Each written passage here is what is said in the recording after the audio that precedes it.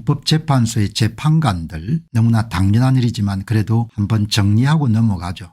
이게 이제 지금 이런 혼란스러운 상황에서도 중앙대학교 법학전문대학원의 이인호 교수가 여러분들 참 좋은 글을 많이 쓰시죠. 용기 있는 글을. 뭐 이런 자세한 내용은 우리가 이인호 이 교수의 페이스북 들어가서 보시고 핵심적인 것은 제목에 들어있는 겁니다. 지금 헌법재판소의 재판관들이 대통령의 비상계엄의 정당성 문제를 판결하겠다는 겁니다. 그 내 생각에는 거의 미친 짓인 겁니다. 대통령 여러분들 본인이 고유권한인 계엄을 선포했는데 그게 적합한지 판사가 결정하겠다는 겁니다. 이건희 이상이 이런 삼성전자를 운영하면서 자동차가 점점 점장화돼 가니까 삼성이 자동차 사업을 해야겠다 그렇게 결정했는데 삼성전자에 근무하고 있는 차장이 대통령 여러분들 이건희 회장의 삼성자동차 진출의 적합 여부를 평가하는 거하고 똑같은 겁니다.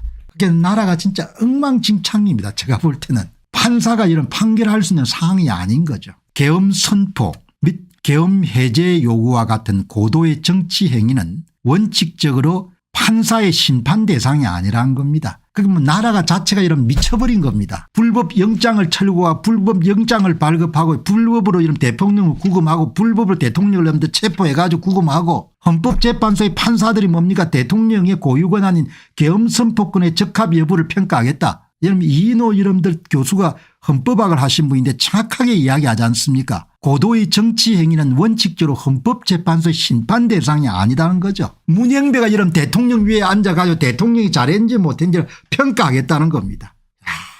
진짜 야만의 시대고 야만의 나라인 겁니다. 무슨 말을 해야 될지 제가 참 난감할 때가 있는 겁니다.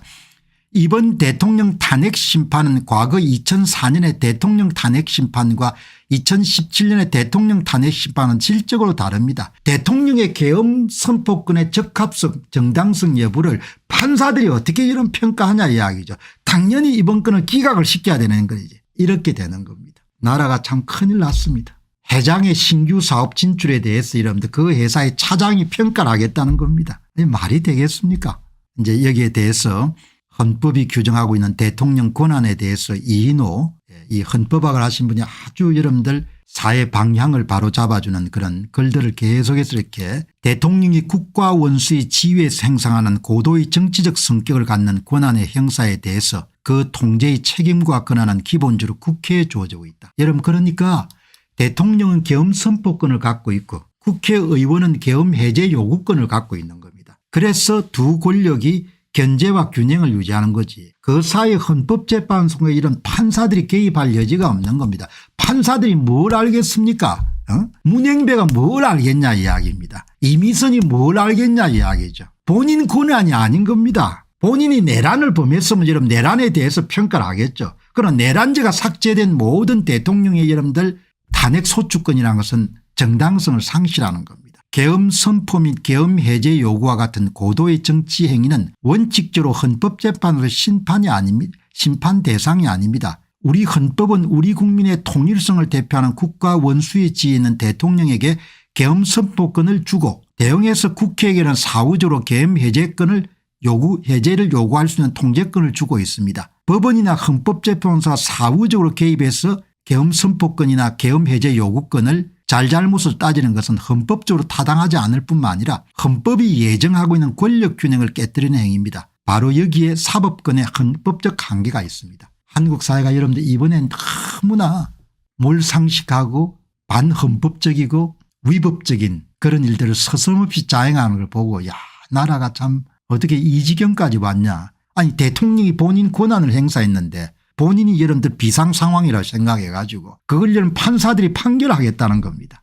헌법재판소가 갖는 민주적 정당성은 대통령과 국회의 그것에 비해 현저히 취약합니다. 국민이 직접 선출하지 않은 그것도 취약한 민주적 정당성을 가진 헌법재판소가 국민이 직접 뽑은 대통령을 파면하려고 할 때는 국가에 대한 반역행위나 뇌물수수와 같이 직무와 관련 없는 대통령의 중범죄 행위나 비행에 한정돼야 됩니다. 대통령이 이름들 정상적인 절차를 가지고 계엄권을 선포한 겁니다. 그거를 판별할 수 있는 권한이 없다는 겁니다. 대통령이 행한 권한의 행사가 단순히 헌법에 위반된다는 이유로 대통령을 파면한 것은 법리적으로 성립될 수 없습니다. 그러나 여러분들 이거를 지금 합리화하기 해가지고 전부가 힘을 합치고 있는 겁니다. 좌파 진영에서. 헌법재판소가 대통령과 국회가 주고받은 고도의 정치 행위를 사후적으로 심판한다면 향후 헌법과 국민이 대통령에 주고 있는 외교권, 전쟁권, 국군 통수권, 비상대권을 대통령이 행사함에 있어 심각한 제약 요인으로 작용하게 되고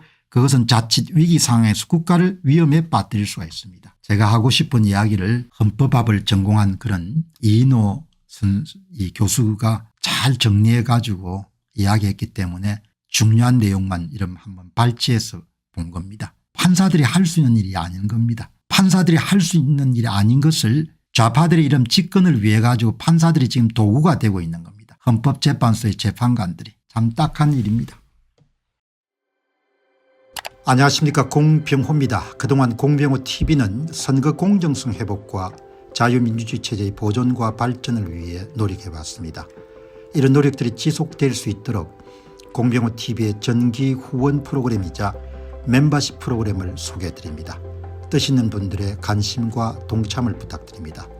선거 공정성 회복을 위한 노력을 지지하시고 훌륭한 나라 만들기에 동참하시는 시청자분들이시라면 구독 버튼 바로 옆에 있는 가입 버튼을 통해서 정기 후원 프로그램에 가입할 수 있습니다.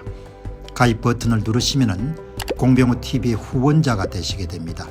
여러분의 후원이 선거 공정성 회복을 위한 노력에 힘을 더할 수 있을 뿐만 아니라 자유민주주의 체제의 수호를 그리고 발전을 통해 여러분과 후손들의 삶에 빛과 소금이 될 것입니다. 특히 그동안 공병호 TV는 선거 공정성 회복을 위한 노력 과정에서 채널 성장에 제약이 가해지는 불이익을 감수해왔고 지금도 그런 불이익이 계속되고 있습니다. 그럼에도 불구하고 너무나 중대한 문제이기 때문에 공병호 TV의 노력은 계속될 것입니다. 여러분의 깊은 관심을 부탁드립니다. 감사합니다.